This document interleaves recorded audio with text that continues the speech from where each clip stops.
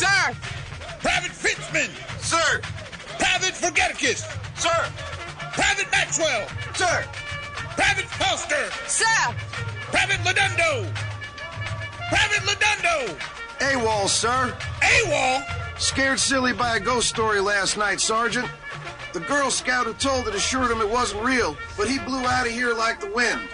Even left his emergency stash of Kotex behind. Are you telling me I almost had a phantom fearing panty waist in my car? Sir! A total panty waist, sir! Well, thanks to God on high for his early exit. Back to it, Private Zapkick. Sir! Private Chen!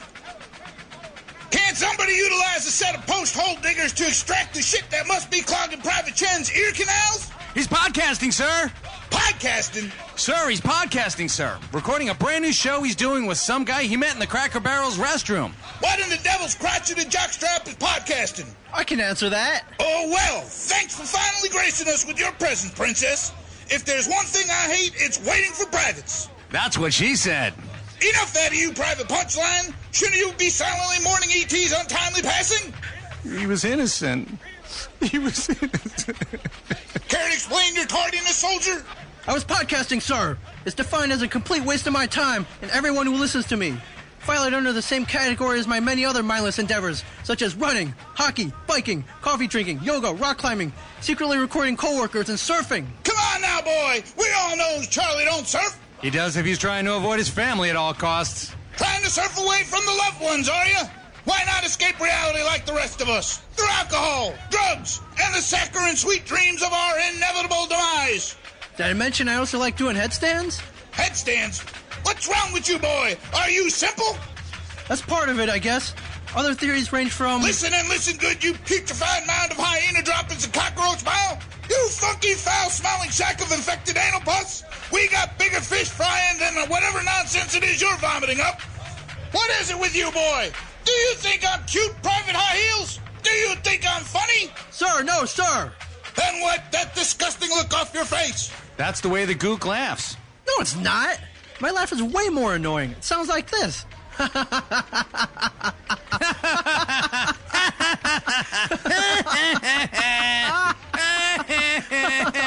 up! Shut the fuck up! I'm not gonna waste another second on this bullshit. We got orders from General Flanagan and need to act ASAP.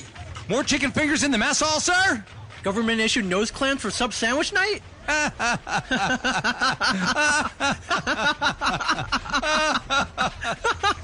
your sloppy fuckholes, you idiots! For the first time in history, the Tell 'em Steve Dave Army Ants have got an official t-shirt. You can order them by going to tellemstevedave.merchtable.com. They're 100% pre-shrunk cotton and only $20.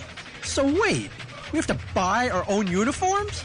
We're talking about General Flanagan here, Ash Rash. The man is frugal if nothing else. So what do you think? I think I'm going to tellemstevedave.merchtable.com and picking up a cool shirt that makes a feeble attempt at merchandising, like producing a keychain look, well, feeble. That's right. And that goes for the rest of you ants. Get your official Tell 'em Steve Dave Army Ant t-shirt today at tellemstevedave.merchtable.com and then drop and give me 20. 20 podcasts? Can do, sir. Mark that down as friendly fire and notify his next of kin, Private Punchline. You got it, Sarge.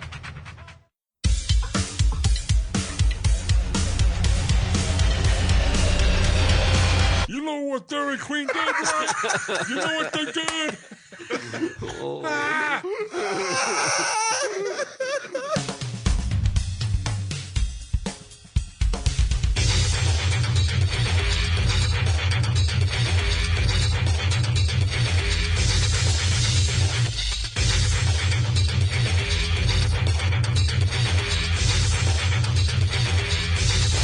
You wouldn't say that if I had big American Rod.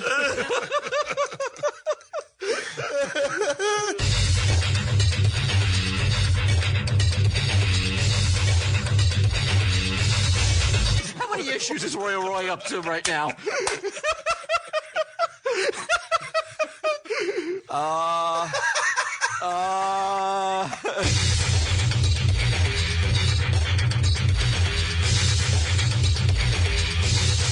Tell him, Steve Dave. Hello and welcome to this week's edition of Tell 'em Steve Dave with me, Bry, with Walt Flanagan.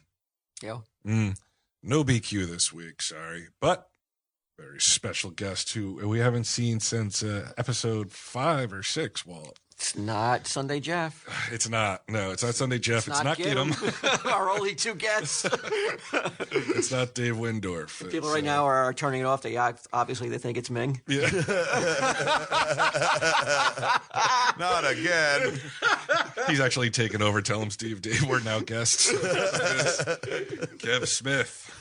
Kev Smith. I unfortunately, mastermind. BQ is not here, but my nickname in high school was DQ, as I spent a lot of time at the Dairy Queen eating dilly bars, so consider me DQ on Dilly bar. Tuesday.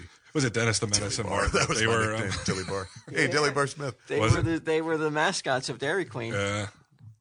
You think when you think that the Dennis the Menace, The the licensing was license up, and they're like, please God, Yeah, they're like, Dairy no. Queen. Are you guys done? No, Dennis is and DQ are America. Don't. What do you mean? All right, we'll give it to you for half price. Who was it? Harvey Ketchum? Was it Hank Ketchum. Hank Ketchum was like, please, they're still relevant. I'm gonna catch him a notice from the bank if you don't pick these characters up one more time. Come on. Mr. Wilson, I'll throw him in. I'll throw him in for free. Oh, pretty Aunt Margaret. We can take it in interesting directions we've never done. The kids can accuse Wilson of something horrible, and the answer's in a dilly bar. That'll sell ice cream. I guarantee it. Mr. Wilson being a serial molester. Can I get that with a chocolate shell? Stay away from his dilly bar, kids. He's got a hard candy shell. Did that last into the 90s, you think? Dennis and Fuck Dennis yeah. and Dairy Queen? Was it I would the say 90s? early 90s. I would say by the time Clerks happened, they're like, we're done. I would Like, say there's a new attitude, America. You think Dennis we're was going a after bad that boy? snooch. Be Jay of Jay and Silent Bob. It was Jay's Silent Bob instead of fucking Dennison. Mr. I would Wilson. say, I would think not. I don't think it made it into the 90s, Dennis the Menace and Dairy What Queen. else did they have? I just think they were like, all fuck, we have- don't need anything. No one's coming here anyway. Carvel and Baskin Robbins are kicking our ass. They it got doesn't matter. smart, man. They were like, anytime you go to a rest stop or something, they started microing, like going like DQ/Chicken Hut, like two things in one. Chicken Hut. And so, there's a lot of DQs, not ours for some reason back in the day, but a lot of Yeah, they DQs do serve food. food. Yeah, there is one in Jersey that I'm always like, come on, kids, we got to try the Dairy Queen food. We've never They're like, seen it before. You're so lame, old man. They're like, you want to go eat a sandwich in another DQ? No, Not even in another state, but just like 20 minutes away. No, it's far away. It's Is down it? by Columbus, New Jersey. Yeah, it's the How only far Dairy- would the ride be? At least an hour and Like 15 minutes. If they ate lunch, they would need to stop for dinner. Yeah, and I could never convince them to try the chicken fingers at Dairy Queen. They're like, they don't want to do it. It's too tied closely in their minds to ice cream. Yeah, oh, so that's the prejudice? They're like, eat chicken at an ice cream Yeah, joint? yeah, they're like, we're not white trash, Dad. You're white. Yeah, Friends are white.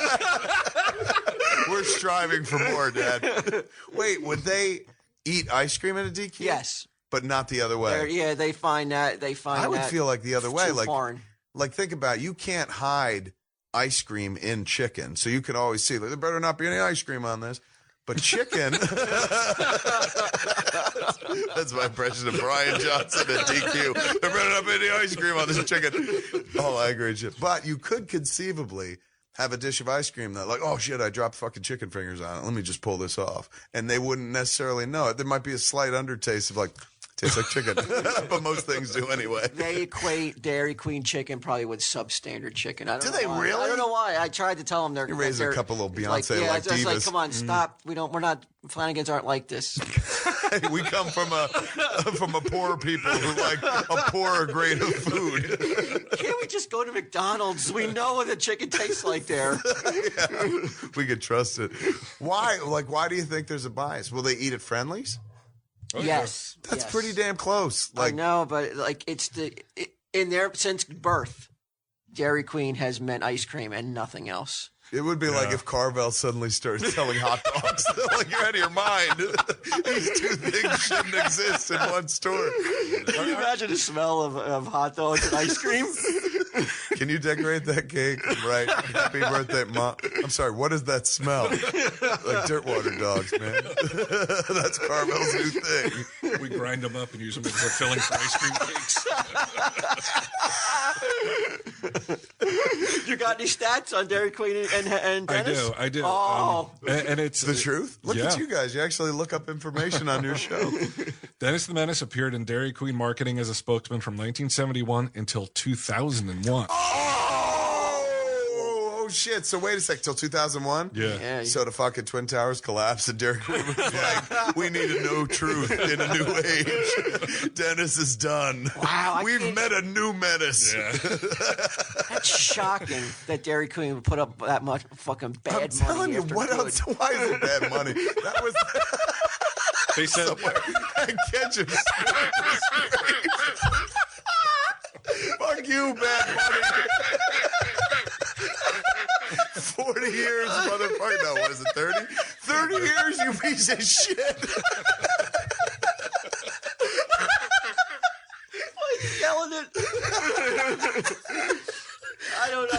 I don't know. Do you agree with that? Don't you think that was like by 1990, it was over? You should not have equated yourself with Dennis the no. Menace. It says here he was dropped because Dairy Queen felt children could no longer relate to him.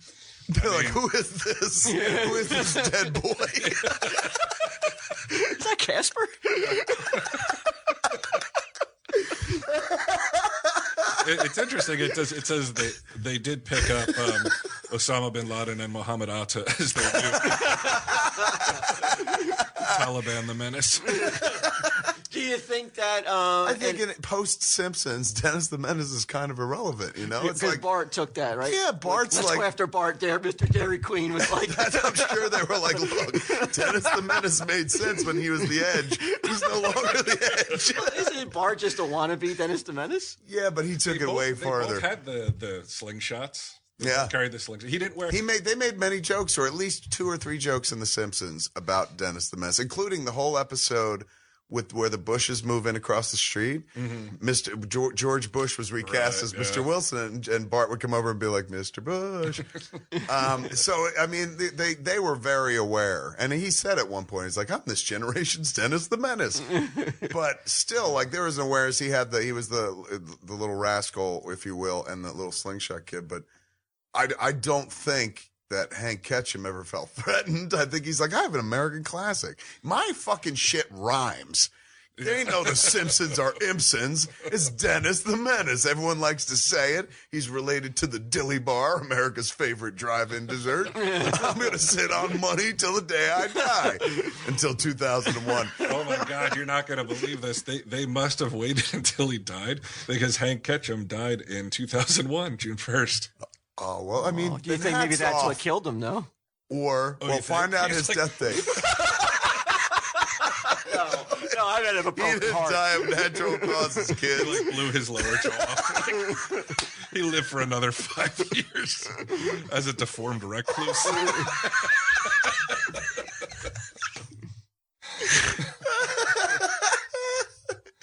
If you catch him a glance, you'll be horrified.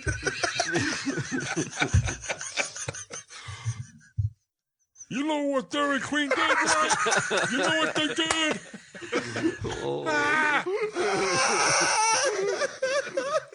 No, he was 81, yeah.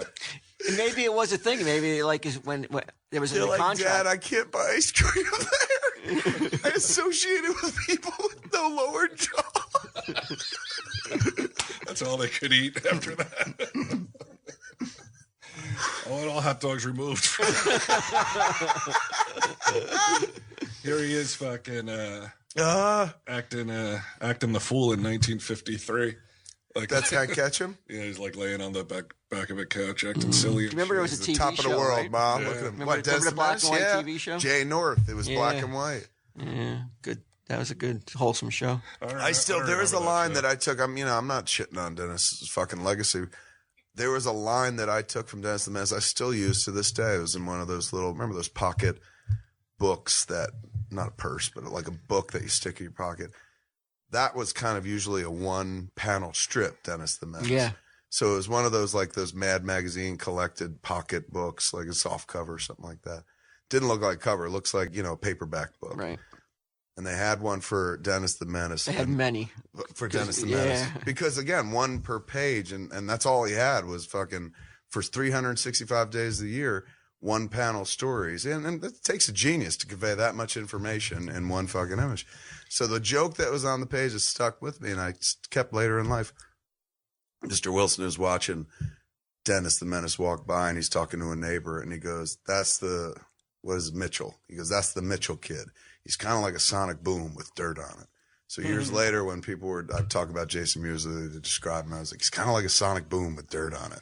And people were like, that's very clever. And I'd be like, did anybody ever get that? Never once. Nobody was ever like, you stole that from Dennis the Menace, you thieving piece of shit, modern day Shia LaBeouf. You ready to hear something really fucked up? I'm not making this up.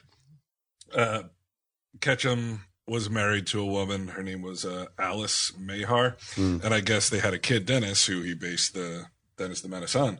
The real life Dennis was 12 in 1959 when his mother died of a drug overdose. Oh my God. Mr. Ketchum took the boy to live with him in Geneva, where he spent some 20 years before moving back to California in 1977. But Dennis had difficulty with his schooling and was sent to a boarding school in Connecticut. That's what happened to Dennis the While Menace? Mr. Ketchum remained in Switzerland with his second wife, the former Joanne Stevens. The marriage ended in divorce. Dennis Ketchum served in Vietnam, suffered post-traumatic stress disorder, and had little contact with his father. He's living in the East somewhere, doing his own thing, Mr. Ketchum said in March. That's just a chapter that was a short one that closed, which unfortunately happens in some families.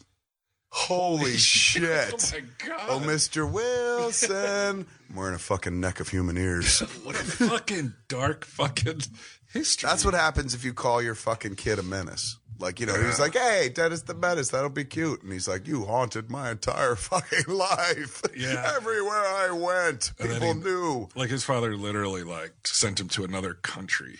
And then he was just like, I want to be with somebody else. Was he still drawing the comic strip all this time? I guess so, yeah.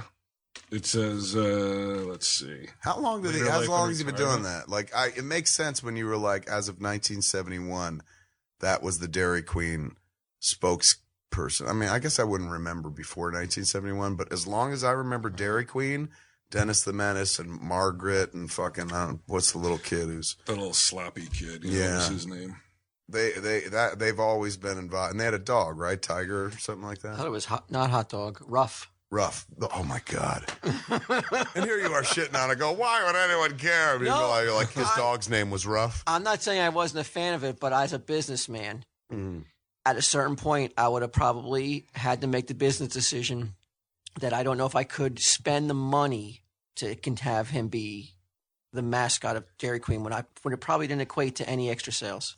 You're absolutely right. Like, was there one person who was like, normally I don't go for ice cream, but any ice cream advocated by young Dennis the Menace is A-okay in my book. Does this have the Hank Ketchum seal of approval?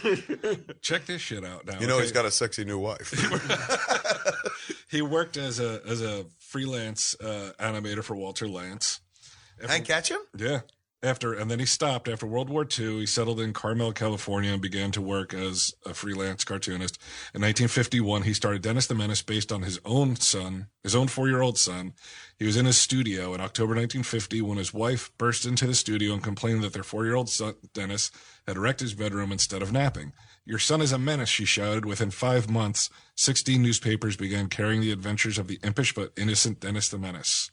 By 1953, 193 newspapers in the U.S. and 52 abroad were carrying the strip to 30 million readers. Oh, my God. Can you his imagine? He made his first journey abroad. This is fucking really interesting. He made his first journey abroad for an exchange of cartoons to the Soviet Union in 1959. Learning of this trip, the CIA enlisted him to draw anything that could be of use to the United States during those Cold War days. If he saw something, he would draw it in his sketchbook, and if the flight attendant would happen to walk by, he would draw big eyes and nose to disguise the sketch into a funny face. So anything he saw over there, like He's a hero. That looks suspicious. He's Hank fucking Ketchum drawing. as a fucking spy? Yeah, American spy? kind of a little bit, I guess. Cartoonist spy? Oh my god! And then Fucking, now, that's a movie, man. now it throws the fucking overdose into question. Like maybe it was like some spy doings, right? Maybe, yeah, they got rid of him and shit. What it certainly does is answer the question is why did Dairy Queen keep him characters for 30 years? Uncle Sam was net bill. Men in Black show up at that fucking house and they're just like, you will continue with Private Ketchum. I never would have dreamed this was the dark history of Dennis the Menace. I know. Who fucking knew? And then also knowing what happens to Dennis. Like, he grows up to, I guess, go insane?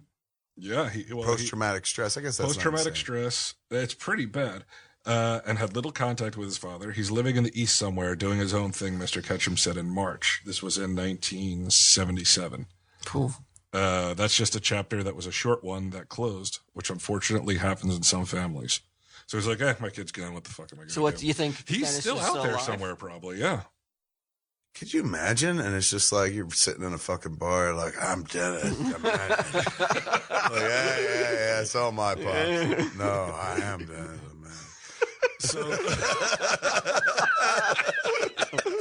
So he's born in 47, so that means he's not that old. Dennis the Menace, he would be, in 2007, he'd be 67. So now it would be 2000, add 6 years, 67, 73.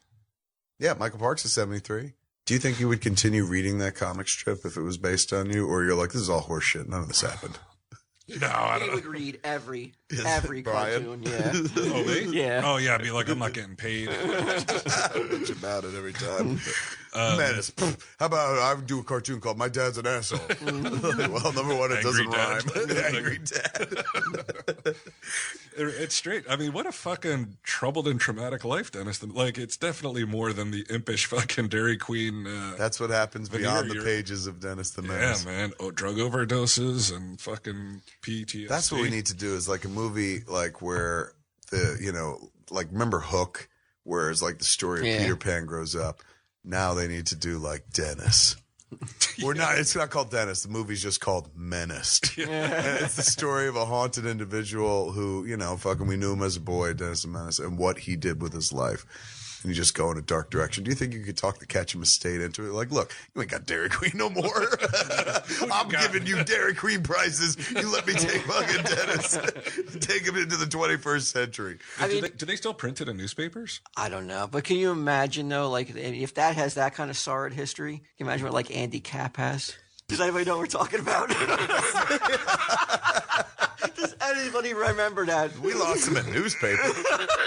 Is there a comics section in the newspaper anymore? Oh, yeah. Still? Yeah. Mm-hmm. Nothing But do that you people keep up recognize, I with don't it? think. Like, are people like, I got to read my fucking, like Calvin and Hobbes is Beetle gone. Bailey. All right, is there any? But Beetle Bailey's kind of like you don't have to really. There's no continuity to it. It's just like the same gag over and over. This motherfucker shouldn't be in the army, but he's still in the army.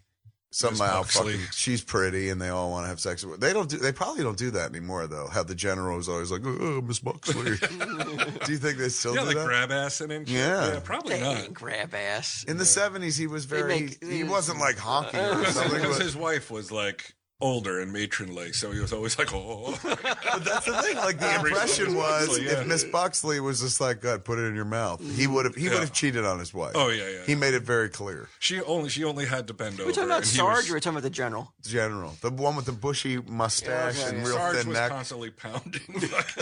Sarge Beetle was Bailey. like, "I don't need sex. I'm content to beat up Yeah. this piece of shit." I fuck. This is how I fuck. Just beats the fuck out of fucking somebody just trying to serve his country. At least he let him wear the helmet all the time. Like he's always wearing his fucking battle helmet and shit. Yeah. While Sarge was beating. Did him up. he ever have any Sarge was lucky enough to find a dog looked just like him. What are the chances? and just as angry too? Like, the dog is always angry too. I wonder what they say about Miss Buxley in here. Miss Sheila Buxley, Half-Track's beautiful blonde, buxom civilian secretary, General Half Track, that's his name. an occasional soldier's date, as well as a constant distraction for Half-Track. She used to live in Amarillo, Texas. She appears in every Wednesday strip with the exception of November 4th, 2009. Why? Get the fuck out of here. And then a couple, they say, She's the hump girl, hump day girl. Like back when, who is it, Mort Walker? Mort Walker's doing his comic strip. He's just like, hey, Wednesdays are Miss Buxley days because that lets you know we're in the middle of the fucking week. 2 more days to the weekend, baby. And that like got people off. Yeah, they were like, oh my God, I can't wait till Wednesday. There's going to be a chick in the comic strip wearing clothes that an old man wants to fuck. And that is entertainment. That's enough for me. Yeah, man. Thank God for the internet. Like, I don't even got to jerk off. I just blew a load of my pants. Miss Buxley has an apparent interest in Beetle, later becomes his girlfriend, but is constantly pursued by I don't a remember private that. killer Diller, Who's that? the notorious ladies' man and Beetle's frequent crony. Who was the more ineffective soldier, Sad Sack or Beetle Bailey? Sad sack. Why? Because they never indicated that Beetle took a beating from Sarge, never cried once. Fucking Sad Sack, that's all he did. His defining characteristic was crying. They're like, how are we going to get a fight out of this guy? Go up there and kill that Nazi. Oh. Like, oh, shit. Get back in the boat. That's what I want to see. The movie about Sad Sack on Normandy Beach. Everyone's dying in the surf. He's like, why? It goes, the title was a euphemistic shortening of the military slang sad sack of shit. It's a kid's comic book, man. That's what Debbie Chen calls Ming. Get that out of here. What are you talking about? You're Sad Sack. Yeah, get that little sad sack out of my face. Out of my face. Come back when you get a dick attached.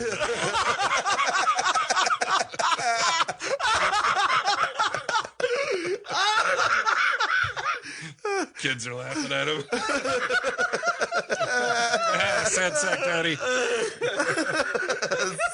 Sack. You wouldn't say that if I had big American rod.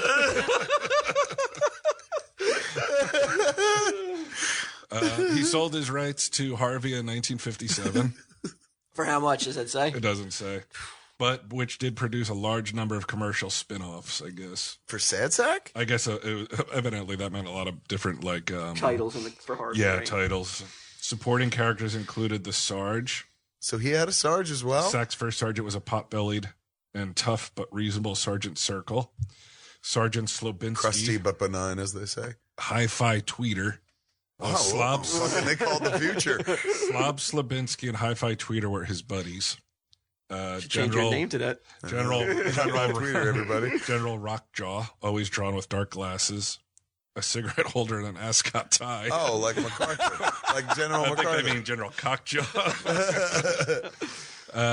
Sadie Sack, his redheaded female cousin who was in the Women's Army Corps. Old Sod Sack, his hillbilly cousin. He's like his mother, cousin, smut sack, ball sack, fucking cum sack. He's from England. Cum Sack was the fucking saddest one of all. What do you got there, cum sack? What do you got first?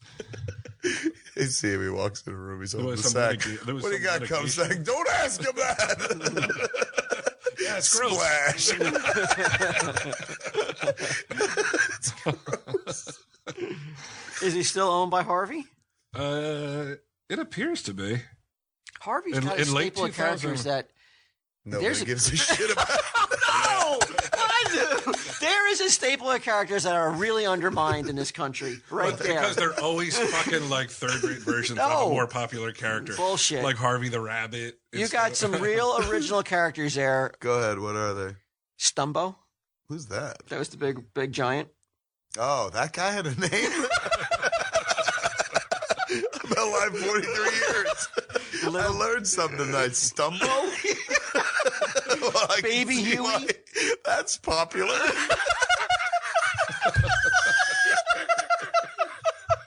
Come on, man. CGI. Stumbo. Baby Huey.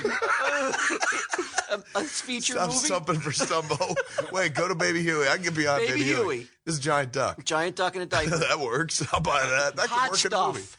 The little Come devil. on, man. Absolutely. An absolutely underutilized character. The power of hell. Like they aped it a little bit in the Adam Sandler movie Little Nicky. Yeah. It was kind of like their version of Hot Stuff, the Little Devil. But you could tell such an awesome fucking story involving Satan and kids fucking killing people and fucking sacrificing blood, trying to call up Satan, getting hot stuff in a diaper. That was weird, the addition of the diaper. Little Dot. And the biggest character of them all, I mean, Casper. Yeah. Huge. But they milked it. They already got a movie. They can get another bunch Start of that, movies out of reboot it. that franchise. They're like Chris Nolan presents the darkest vision of Casper yet. Well, what about This boy Little dead? Richie Rich? Yes. That could, well, can that work? I mean, Well, they tried with that. that's Arthur, isn't it? And that's, No, they had a Richie Rich movie, didn't they? yeah, It what's wasn't his name? Macaulay Culkin. It was Macaulay Was Culkin. it? They must have done another one. But could you do that Yes. today in this day and age? Yes. Or would people be like, he don't have as much money as like fucking Kanye West? Kanye West is Richie Rich. Like, think about like they had, what's his name? What about Little Bow Wow as Richie Rich? Little Bow Wow's like 30. It also sounded like the weakest pitch ever. Like, what about Little Bow Wow?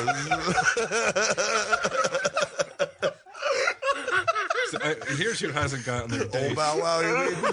Spooky, the tough little ghost. Oh, I remember. Yes! He wore a little derby, had freckles as a ghost. Yeah, I mean, why not him? The Ghostly Trio. Yeah, who were always getting up on Casper's nuts. They were in the movie. Do you remember his horse's name? No. Nightmare. Casper Mare? had a horse named Nightmare? Yeah, Mare, M-A-R-E. Ah, look at that. That plays. Why did they put that in the fucking movie? I'm telling you, man. I was like, you go after Harvey, Kev. No Boys- doubt. I'm Boys like, I Rant. want to do a fucking movie. It's like the Avengers of Marvel Comics. Hot stuff. Casper, Little Lotta, Huey the big fucking duck. They're like, what about Strombo? I was like, who is that?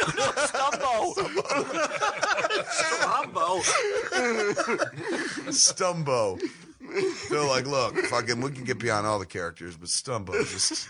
He comes in at the end. Like, I'm like, he- Stumbo's our Hulk. last act. Like, he wows the audience as he comes in. The whole time, fucking, you don't know he's gonna be Stumbo, and he's just like, "That's my problem, doctor. I'm always Stumbo." And then he fucking turns into this giant. He's our fucking Hulk. Sell him on the Avengers of Harvey movie, and be like, "You know how much that movie made? Almost $2 billion. We could probably make that." At least twice that. Yeah, they're like, "Okay, fair enough. Let's listen to the guy that made Cop Out."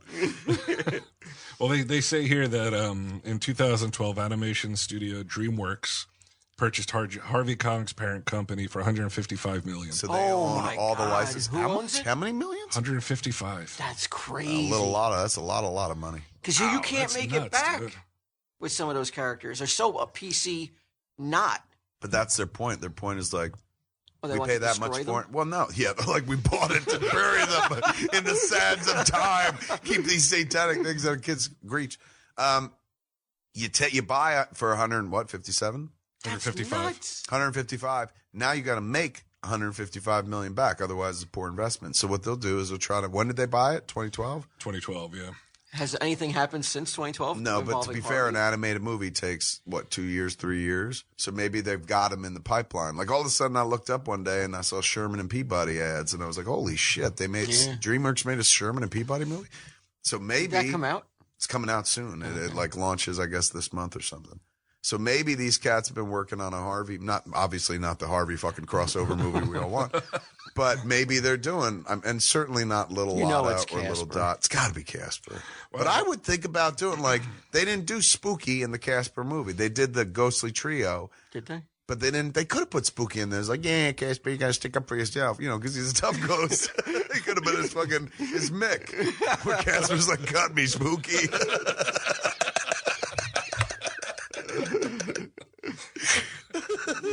Now, this will interest you guys because you're comic guys. Due to a declining children's comics market, Harvey ceased publishing in 1982, and founder Alfred Harvey retired. In the summer of 1984, Steve Jeppy, Oh, I know that name. That's the man who owns what's Diamond. it called? Diamond Distributors, which Yeah. is the one and only. Well, there's a few others out there, but the main big. No others out There's there. no others out there. The only comic distributor on the planet. he paid $50,000 for, among other properties, Harvey's entire archive of original art from the Harvey he's a comics. huge art fiend. 50,000 for all the art. Yeah. But like That's a deal, actually, for just the art, for all the Harvey art they ever had. but like not. I don't think he means original art. I think he means just the film, right? So he could reprint the comics. No, it says original art. Yeah, no, he's one of The the, original- like you he think the has. He's one drawings of or you those think Karl the Barks film? guys. He has like 12 original Karl Barks paintings and pages going back to the 60s, 50s, whatever. He's that guy. So I'd imagine he would buy original Harvey art. But no one could get all of it though.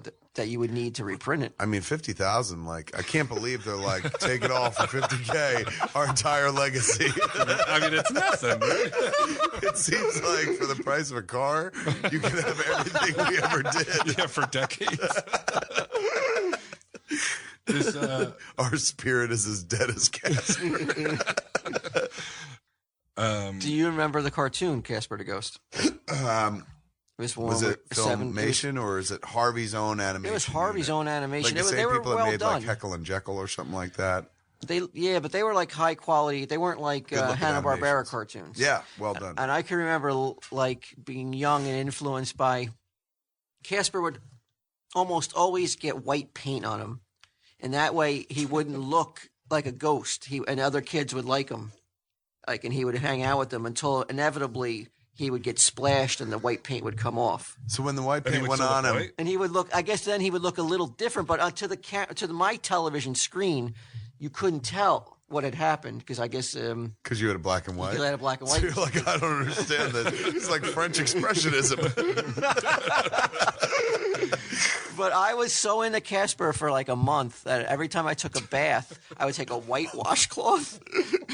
I would cover it with white soap, and I would put a dot on it, and make it like into a shape of Casper. And I would pretend I was like I had a Casper action figure in the bathtub.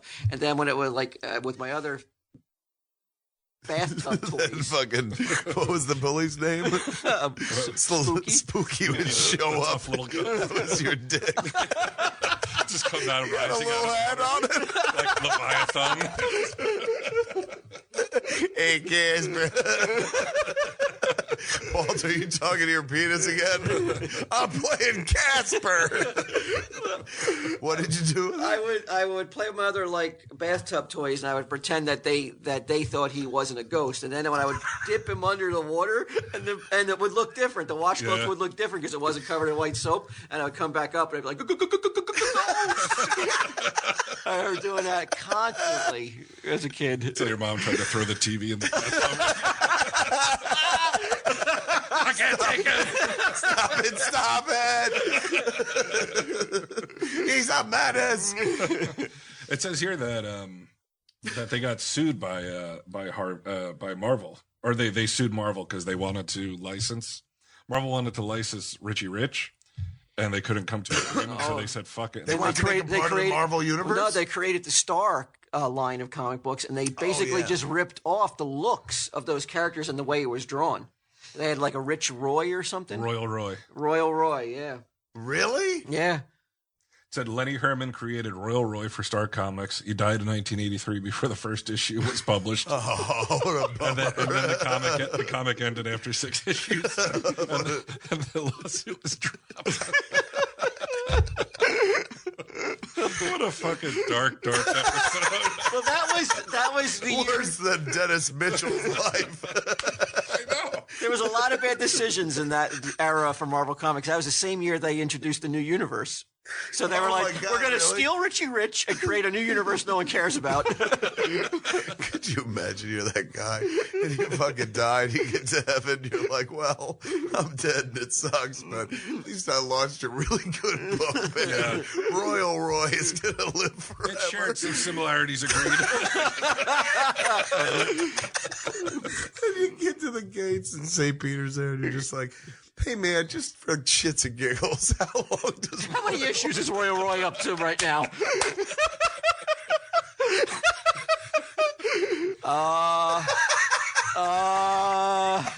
It's I don't know how to tell you this. Heaven's never going to be that for you.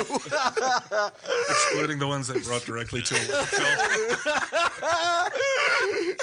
Well, look, Royal Roy has fucking friendly alligators as a pet. I remember this book. I thought this was a spinoff. Man. Yeah. These sons of bitches lied to me. I thought that was like the fucking competing rich kid who was a snot or something. Holy shit. That's right. So Star, what else did Star Comics They do? did Like Top Ewoks? Dog. Top Dog, what was that? Top Dog Star Comics Prize show. I know if you choose so, Kev, you'll know. They did Spider Ham. Yes. They did Planetary. That also looked very Harvey-ish. I mean, everything looked Harvey-ish. They basically, I don't know why Marvel thought Harvey was so hot. I mean, let's steal everything. Like, who thought, look at these guys. They're making comics for kids. What a novel notion. Top Dog is a very intelligent talking dog who befriends a human child named Joey Jordan. Can you show him a picture of an issue? Of Top Dog? Yeah. I don't As soon remember as he Top sees Dog. it, you'll see. It was an orange-looking dog. I mean, isn't that close to Top Cat? Like rip off Hanna-Barbera. Just make it a cat. Put him on top. Actually, his dog. they had Heathcliff, I think, in the star line. God, Heathcliff, the fucking... I don't ever want to shit on somebody's fucking self-expression, but... Why? There's no room for Heathcliff in a Garfield universe. Oh. What is this? Hold on a sec. Now, Heathcliff was Garfield? Was he like... Garfield was not He wasn't around part yet? of Star. But I mean, was it... Well, Oh, yeah, Star Garfield just was ripped around. anything off they Heathcliff wanted to me always looked like... No, I think Heathcliff... I don't know if Heathcliff pre-exists. Like, Heathcliff was an Garfield. asshole cat, right? He was like a... He always looked like an unfinished drawing of Garfield.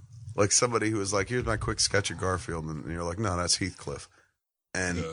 Garfield looked like Jim Davis. I think you can. I bet you it's the same. It's the Swamp Thing factor. Of And Man-Thing, Sla- Swamp Thing? Yes, I bet you they both came out around the same time. He's like, and- I know, a and shitty one- cat with attitude. Exactly. Same thing like Man Thing and Swamp Thing are both debut in the same kind of time frame. And they Doom didn't know Patrol, anything about X-Men, each other? Yeah, they didn't know anything about each other. And you know, One they- was not a response. Doom Patrol, X-Men was not a response to Doom Patrol or nope, vice versa? They both came out around the same times, had no connections, just all coincidence. Like like asteroid movies or something like that. I Yeah. remember competing volcano pictures. How weird, man. Oh, yeah. All right, so who created Heathcliff? Heathcliff was George Gately in 1973, featuring the title character, a wisecracking cat. Now written and drawn by Gately's nephew, Peter Gallagher. Imagine that. You keep that in the family. That's pretty cool. It's It a is nice just- legacy to pass on. We're like, thanks, the Kmart of cat cartoons. No, always number two. I'm the Pepsi of the fucking smart aleck cat cartoons. People Yeah. are like, what do you do? He's like, I draw comics. What, cats? No, he's like, what do you draw? He's like, I draw cats. Like, get out of here, man. Like, what I kind love of cats? Garfield. They leave him on. Like, what kind of cats? He's like, well, this cat's sassy. He's like, oh, is it a sassy orange cat? He's like, yeah, he happens to be a sassy orange cat. He's like, it's got to be Garfield. He's like, you piece of shit. Does he love lasagna? It's Heathcliff. Oh. Yeah, he's good too. He's predisposed to annoying Mr. Schultz, the manager of the local fish store called the Elite Fish Market, tipping over and much more often somersaulting garbage cans into the air to the annoyance of local sanitation workers, annoying the milkman usually to get milk by tricking them into dropping a milk bottle, bothering hardworking sailors who work on the tuna fleet, harassing and abusing the dog population, being an informant to the local dog catchers, and pursuing female cats. Yeah, he is different actually than. Like if you read that to me, like I would never You say wouldn't think that's Garfield. Not Nah. at all. Now Garfield sits around, right? Like, That's Top Cat. Heathcliff's like, that's what I've been telling you for fucking 4 decades. He's better than Garfield. You never gave him a chance. It does sound a lot like Top Cat, though. What about? Wait, there was something you said where you were like, read through it again, real quick. The description of Heathcliff. He's predisposed to annoying Mr. Schultz, the manager of the local fish store. There it is. Mr. Schultz, the manager of the local fish store, who was always mad at him and shit. I see him perfectly in my head. Almost looked like a twin of Heathcliff. So in many ways, you're just like, is this a comic book strip about a man who fucked a cat and wants to destroy his offspring? And the offspring always comes to him for love, and he tries to make it about fish. He's like, you want my fish? He's like, no, father. I want your love. Then he goes off to the Nam. That cat's a menace. We should not talk about, I mean, we've been talking about this too long. We got to talk about something that Top Cat. I want to buy. From turned over from Smodcast. Yeah, like, are you guys still talking about Dennis the Menace? I walked away to do some laundry, hoping I'd come back to hear something about Tusk. I don't know. I think everybody enjoyed fucking hearing that. Yeah. So we got to watch it. Go ahead. We got to watch it. How many people have seen it so far? Not many, I don't imagine, right? No, very small list. I mean, the people that worked on it, of course. But outside of people that have worked on it, Mosier saw it. Let me see. Who else has come over that had no connection to it? Scott Foundas, who's a friend of mine, who was a critic of Variety, lead critic of Variety. But everyone else has been attached to it. You guys are like Ming was actually, Ming Chen watched it last night. I mean, you guys are attached to it in as much as like it's a very much a Smodcast picture. It's littered with references to things we've talked about, the hobo spider, the brown recluse, which we talked about, and I don't know, Smodcast, whatever, is featured prominently. Like the whole movie is based on like shit that references to Smodcasts, like little Easter eggs and shit. Right. No, I knew a little bit about. You read the script. A lot of actually going into, because I read the first draft, so this is a couple drafts after it. And I remember reading it and texted Walt right after and said it's really fucked up. I can't remember the exact text. I was like, it's a crossover between like David Lynch and you remember the other reference I used? It was Lynch and something else that was so like seeing it now. It's like Lynch crossed with Cronenberg, I thought. Like it reminded me of Naked Lunch. Yeah. In as much as like it's more linear than that, but it's just like Walt, I thought you said it perfectly. Just like it made you wince and like just like squirm. Yeah, but wince in the way of like our friend has really screwed the pooch. Or wince in the way of like, oh my God, I can't believe what we're seeing. For the first time, it really made me think like, wow, he's way darker than I thought he ever was. From you, that's fucked up. Because like it starts out like not even a very like, oh, this is a Kevin Smith film with the dialogue and stuff. The dialogue's very fast and it's very sharp, but it's not very typical of the kind of stuff you write. And it quickly just goes like devolves down into that like that rabbit hole of like, what the fuck is going to happen next? This is so weird. It's so bizarre. And each step it takes it deeper into that place of like, where the fuck are they going to go from here? Like this is Michael Parks, his name is so fucking good. He's so good. And it's like, it's amazing that you would pick him out. There's any actor out there, like you pick him, you're like, this is the guy to do this role. And like, and when you watch it, you're like, yes, this is the guy to do this role. There was no role without that guy. Like I wrote it for that guy. He was the reason I wanted to, like, I was like, all right, I could sit on a movie set for a few weeks if I got to watch Michael Parks say fucked up things. Yeah. Like if it was like Red State, but you took out all the religion and the politics and just let him say fucked up things and act his ass off. I was like, that'd be worth going back to a movie set for. And one of the things I liked about it the most is something that I always liked about horror movies when I was young, like the made-for-TV horror movies. So something like Don't Be Afraid of the Dark or Let's Scare Jessica to Death or any movie that's in a remote location where people cannot get help easily, like kind of like Misery, you know? Except like she took it easy on him, Paul Sheldon, compared to he just got hobbled. What this guy gets. It's the visuals are fucked up. Like for the amount of money you had too, it's really amazing that you were able to do what you did. What do you think? Did you? It's shockingly bizarre. It's shockingly original. Oh yeah, and it is just like it assaults your senses of what is weird. Yeah, because you're like you can walk away saying like I never saw anything like this.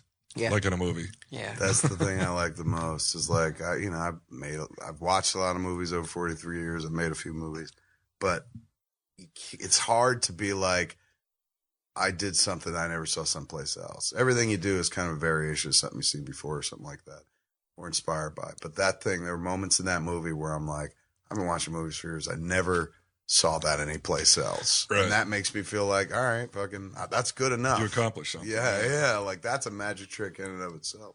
And I was saying to them before, I was like, this is the kind of movie where if people are like, this is genius, I'd be like, isn't it? And if people were like, this is fucking stupid, I'd be like, isn't it? It's just, there's no, like, it was never conceived as like highbrow, lowbrow. It was just conceived as like a series of fucked up things that have a linear plot. It all goes together. It all makes fucking sense, but at the same time, it makes no sense. It's madness, man. It's like fucking, you know what it's like to me? A model for it was Arkham Asylum. Remember when you read Arkham Asylum? It was just like, what the fuck is this? What's going on? And there's some familiarity to get you through, and there's the trope of like, Batman, you know, they want Batman. They're going to let go of fucking other hostages if Batman comes in and throws himself into the hands of the psychotics. And as you read Morrison's book, it is kind of like there's an Alice in Wonderland kind of madness to the whole thing.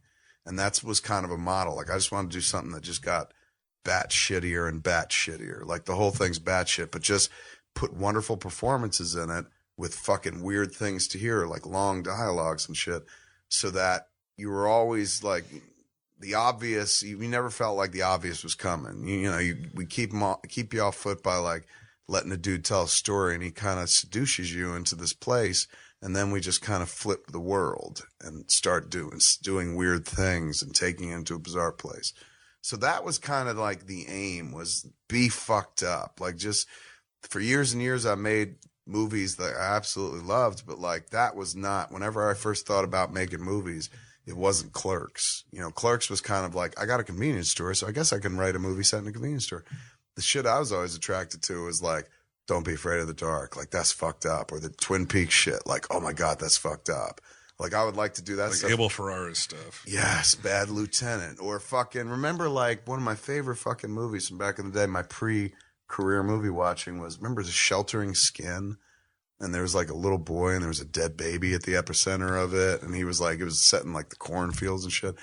Children of the Corn, fucking Texas Chainsaw Massacre 2, More Than One. Like, I love 1 as a classic, but 2, that's why I loved Vulgar, Brian's movie, so much. Texas Chainsaw Massacre 2 is one of the most fucked up, unnerving, disturbing movies I've ever seen. It's not necessarily insanely gory. There's definitely big time gore in it, but it's just fucking unnerving. Like, the way they talk to each other and the way they're just like, it's not like, we're going to kill you, lady. They're like, It's almost like not she's not interested. there. Yes. Like when he goes, ooh, Bubba's got a girlfriend. Yeah. Like, Bubba's got a girlfriend. Bubba's got. And he's using the fucking dead.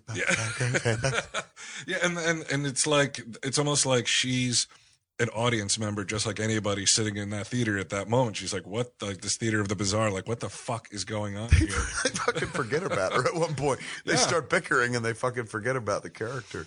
But it's that shit. Like, when Brian wrote Vulgar, made Vulgar, what I loved about it was like the fucking family, like the Finelli boys. That whole scene was like fucking the Texas Chainsaw Massacre dialed up to 11.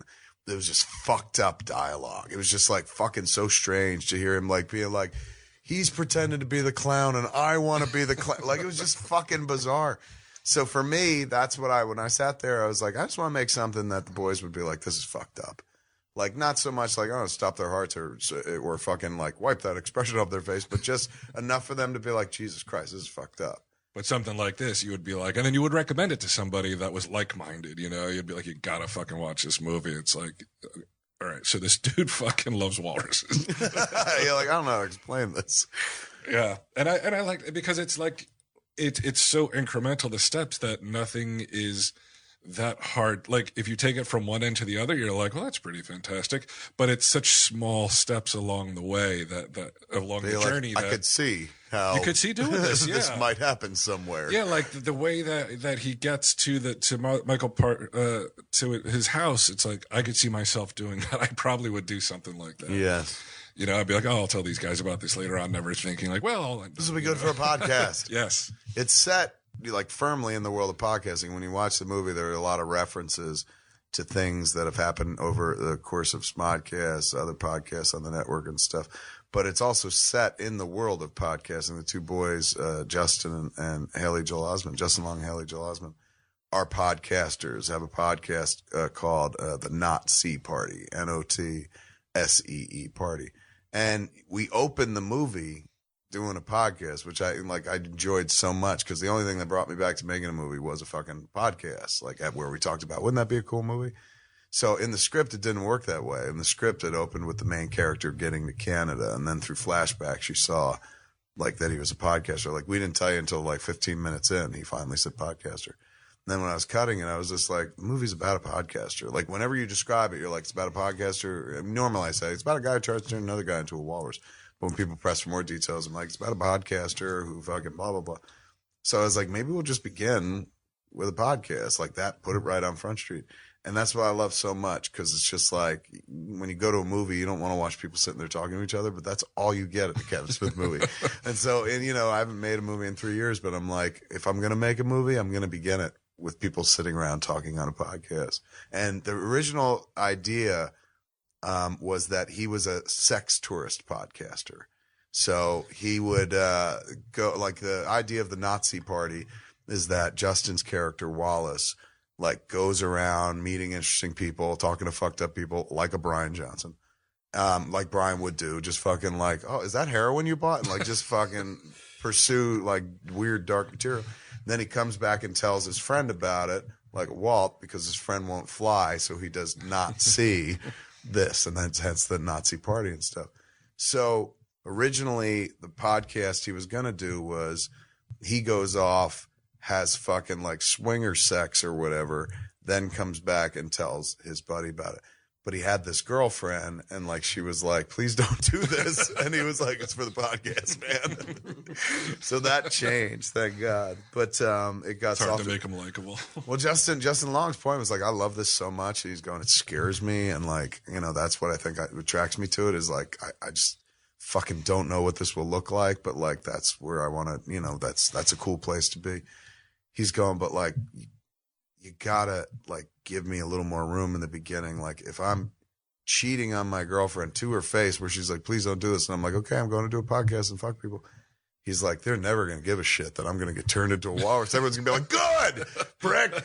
So he's like, can we soften it up, change a little bit? And so I was like, let me take another pass. And it became this thing, the idea, instead of not necessarily just going to like have sex and come back and talk about it, but just like going to talk to anybody. At the beginning of the movie, he sets it up where he's just like, hey, man, he's going up to Canada to talk to this one guy, character that would kind of set up in the beginning of the movie. So I don't know. I like shit about like that. But what I really love is it's a baffling picture, but not in a way where people are like when you watch David Lynch's Eraserhead. I've been watching that movie for over 20 years. I still don't know. You're like, I don't know what this is about.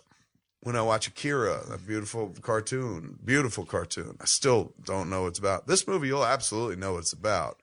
You're not going to be like, I'm fucking puzzled. If you're puzzled, you'll be like, why would you do that? Like that's the only puzzlement. But so you'll be able to follow the story, but it does kind of have a weird effect, because you're like, what happened? It really had like that, like kind of in your gut, kind of like, moments like that, you know, that just really, when you first see the character, When he's walrus. yeah, you won't. Yeah, it's shocking. It looks fucked up. Yeah, it really it's is. so I good. mean- It's so good you went practical effect too, because it looks really good. There's something real about it. Like, that's the genius of Robert Kurtzman. He was the guy that did the special effects. He put, you build a fucking rubber suit around you, build fucking a prosthetic mask around you, and it looks wonderful in the movie, but he just left Justin's eyes right fucking present. And so the first time we went to set, and it was multiple pieces to the suit, so he could walk around with just a headpiece and then climb into the suit. But the first time I saw him in the makeup, all I could think about was Cornelius. Like, he looked like Cornelius in Planet of the Apes, because I was like, I see the person, like the person's right there in the eyes, but everything else is like unreal. Like, it reminded me of Planet of the Apes. And I was like, wow, for 1 second, about 5 seconds, I'm going to get to make a little bit Planet of the Apes. I'm not good enough to make a whole Planet of the Apes movie, but 20 years into my career, for 5 seconds, I get to make Planet of the Apes. I was wondering, how did Haley Joel Osment get involved? Let me see. I sound like a real interviewer, don't I? I know. Because I don't know how he got involved. So you would imagine he would know too. Let me see. When we were in pre at one point, I was going. I remember thinking to myself late at night, and I put in a call to his manager. I looked him up online, but I was like, Haley Joel Osment, man, like, what's he been up to? That'd be fucking badass. He's a good actor. So I put in a call, and it was like late at night, and I hope they'd hear it in the morning and call back, but I never heard from anybody. And then when we got in bed with the Demarest folks who financed the movie, Sam Engelbart, one of the producers, was just like, hey, man, what do you think about Haley Joel Osment? I was like, that's so fucked up, dude. I put in a call to Haley Joel Osment's agent like 2 weeks ago. They reached out to him and he loved the script and he was like, yeah, all right, let's do this. Came out and he was so fucking cool. Such a real nice kid. He grew up on fucking movie sets. Like it's nuts. He, didn't have the conventional childhood we all had. It was like, I spent time with Steven Spielberg, like for like a year working on AI, fucking Bruce Willis and not fucking Bruce Willis, but I spent time with Bruce Willis and M. Night Shyamalan and a host of others that he worked with. And you realize, wow, he was Little Forrest Gump. So he worked with Bob Zemeckis and Tom Hanks. And you realize from a young age, this kid has just been growing up on movie sets. And that could make someone an utter dickhead. And he's the sweetest guy in the world. Like, really, really good dude. But when you watch the movie, the thing that you walk away with most is like, wow, that guy could totally do a podcast. Like, he was so on point. Like, he had a great podcasting voice. And he was very animated and kept the discussion going and stuff. But he was a delight, an absolute delight to work with. And the girl, what was the girl's name? Genesis Rodriguez. She was in, let me see, was that movie with Identity Fraud? I didn't see it, but she plays like a Latina tough hit woman or something like that. She was also in a movie called Man on a Ledge that the guy from Avatar was in. She's been in a bunch of, she was in, remember the Will Ferrell movie Casa de Mi Padre? Yeah. The Mexican film? They speak in Spanish only. She was in that. So she's been in a bunch of stuff. She was dynamite, man. We had this one moment where we just let her talk to fucking camera in the movie, and it's kind of magical. It's like 3-minute take, no cuts, and she's just talking at you, and it's weird because she's breaking the fourth wall, and she starts crying. It's pretty cool stuff. But she was so fucking cool, man. She's like, we were rehearsing, not even rehearsing because we didn't really rehearse on the movie. We were shooting a scene, like her first day on the show was a lot of like, Wallace, and running around, not really like acting and shit. So the end of the night, she has a scene where she's sitting down with Haley Joel and she's acting opposite Ralph Garman from Hollywood Babylon. She, in the middle of saying this line, she makes this kind of micro expression, this choice in delivering the line that I was like, that's fucking interesting, man. Like, I bet you she could fucking cry on cue. Because she's a telenovela actress as well. And I was like, I bet you, man, she could fucking do something pretty cool. So I woke up the next morning, as always, smoked a joint in the morning. And I was like, you know what, man, I'm going to write her a monologue and just let her deliver it to fucking camera. And if it's great, we'll put it in the movie. And if it doesn't work, whatever, gave it a shot. But I bet you she could fucking rock a monologue and cry on cue. Especially if I write her a bunch of shit she'd get emotional about. So I sat there and I wrote the scene, and then I blew her up on email. I was like, hey, man, I wrote you like a whole monologue that we can do at the end of the day and add it to all the work we're doing today. And she had a lot of work to do that day. But I was like, if we get to this at the end of the day, we just shoot this thing. And she said, yeah, send it to me. I sent it to her, and she was like, oh, my God, thank you. Yes, I totally want to do this. So we shot all day long, and like, it was an independent film, very low budget, so we're always up against it. And like, there are a lot of times you're like, I can lose this and stuff. And on that day, there were a couple things I was like, I can lose that. But they were like, well, what about this monologue thing? I mean, you just added it this morning. We could probably lose that. And I was like, I think that's worth doing, man. Like, I think she'll be cool in that. Like, I'll hold on to that. I'll let go of some other shit, but I won't hold on to that. So we finished all our work for the day, and like, there's like 15 minutes left before like they have to go in overtime. And I was like, hey, man, we're going to shoot this one thing. Like, Genesis is just going to fucking rock the camera, right? Dress it right down the barrel. Don't worry about, anything else. She's ready to go. I said, you ready? She's like, yeah, she was practicing at lunch and stuff. So we set the camera up, had her stand there and look into it and say action. And she gives this fucking insanely wonderful 4-minute fucking monologue where in the middle of it, she starts crying, like perfect moment and shit. She's so fucking real. It's raw and you feel bad for her and shit. But it was, I don't know, it was a fun fucking flick to shoot. And most of the time I was shooting it, I was always thinking like, God, I hope they think this is fucked up. Like, I remember when I wrote Dogma, when I was like, one of the first people I wanted to read it was Walt, because I was like, I can't wait till he reads the shit monster part. Because there's only one person on the planet who's going to be like, that's fucked up. And it might be Walt. And luckily he did. After you read it, we talked on the phone. I was like, what'd you think? You're like, the shit monster is so fucking cool. He's like, that story about the shit from the fucking, the two thieves next to Jesus. He's like, they're not going to let you put that in the movie, are they? So, there's a lot of that. Like, Tusk was made with a lot of like, boy, I hope they think this is fucked up. Mission accomplished. That comes out in the fall. It's coming out, I think, September or something like that. And I believe we may see, people have been asking on Twitter, like, when are we going to see a trailer? What do we know? February, we're about to be March. I think you have to wait a few more months. I think it's going to be San Diego Comic-Con when I do the panel up on Hall H stage. I'll debut the trailer there, I believe. That's a good So place. people will see it. I thank you guys for watching the movie. Thank thanks you. for It was showing awesome. I look forward to seeing the reaction. Oh the people's God, yeah, reactions.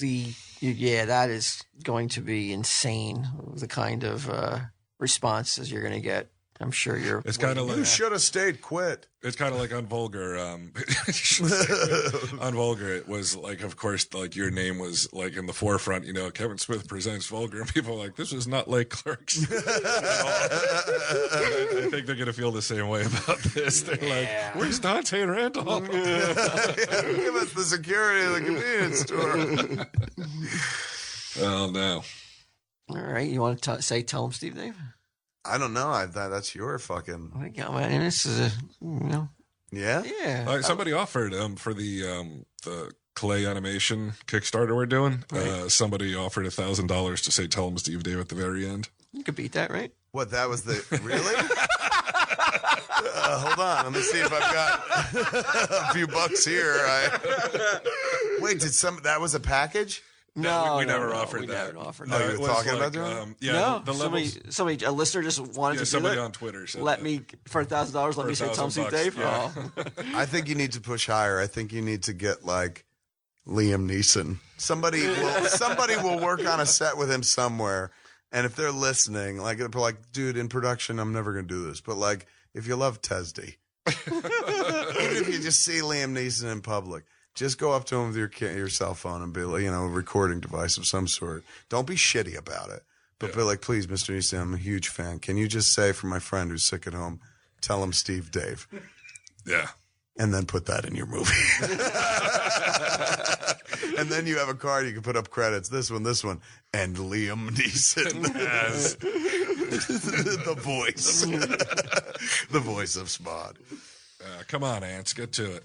Yeah, man, I guess I could cap that off. Tell him, Steve Dave. This has been a production of Smodco Internet Radio. Sir, only at smodcast.com.